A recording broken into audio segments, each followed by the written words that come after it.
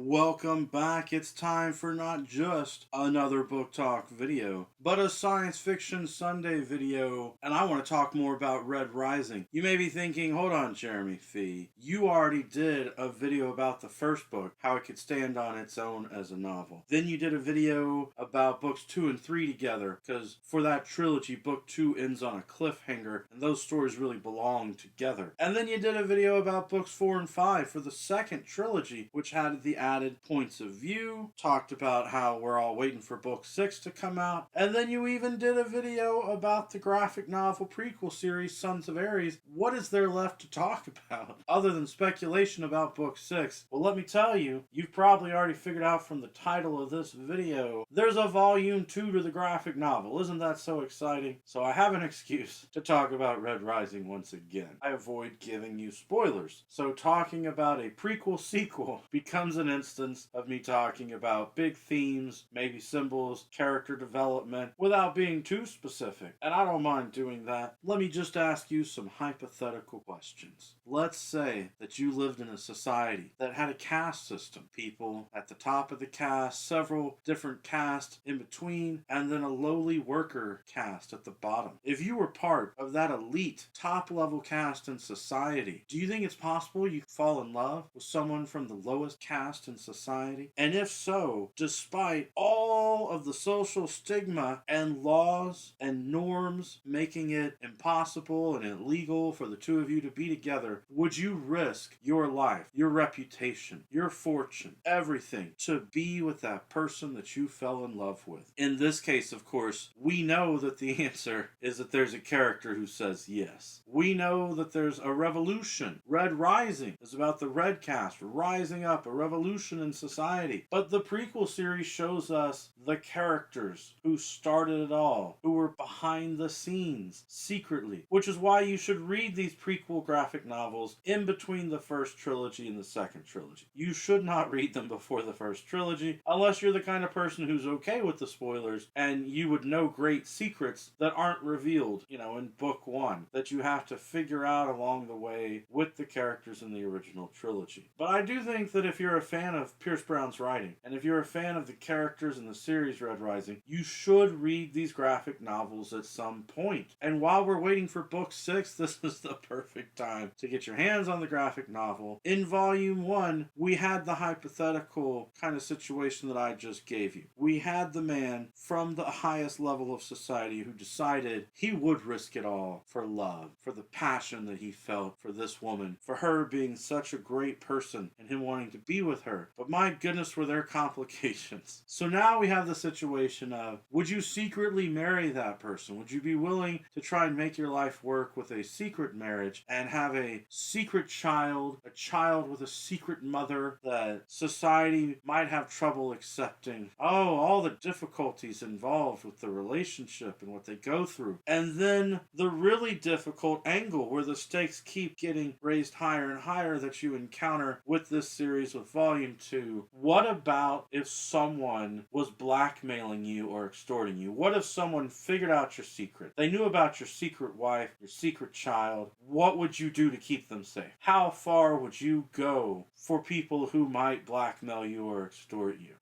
If you're a powerful person with a lot of resources, would you use your resources to help people who might do that to you? And would you go to the extremes? Would you be willing to murder someone, to make someone disappear, so to speak? Would you be willing to set up events to kill people in order to protect your family? Oh, there's a lot going on here. I really enjoy the story. Again, great graphic novels, interesting story. You know that it's leading to the revolution. You know there are going to be complications, but it's a fun story to take in as a prequel sequel. So I highly recommend it. Of course, I highly recommend Red Rising. Everyone that I've recommended the series to, and it's been a lot of people, they all tell me that they enjoy it, that they really enjoy the trilogy. And I know a couple people who've even gone on to read book 4 and 5, and even with the changes in point of view, they still enjoy that as well. So that's it for today's book talk. I'm continuing to promote Red Rising because I think it's fun science fiction. Every day is a good day for a book talk. Oh, if you know of any updates of when book 6 is going to come out, if Pierce Brown has said anything, let me know down in the comments, along with whatever else you have to say. Thank you. Peace.